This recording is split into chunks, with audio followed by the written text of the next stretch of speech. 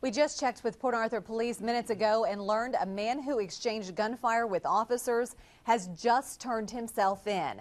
One bullet came within feet of a Port Arthur policeman Sunday. KFDM's Jessica Crawford has reaction tonight from the neighborhood.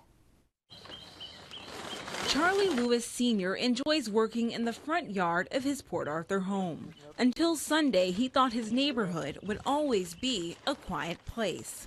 And I asked my neighbors that we're all lined up in the street what had happened, and they said someone had a shooting with the police and that SWAT had them cornered at a house on 8th Street. Lewis lives just behind the 2200 block of 8th Street. Sunday afternoon, police responded to a disturbance call in the neighborhood. When they got there, the citizens that were at the house pointed to a vacant residence just nearby and said that the guy that was doing the shooting was behind that house. Police identify the suspect as 25-year-old Brandon Dion Charles. They say he was firing shots during the disturbance and no one was hit. When officers tried to approach him, they say Charles fired a shot at them. Officers say Charles fired the shots from behind this house before he fled the scene. Police say one bullet landed just feet away from an officer.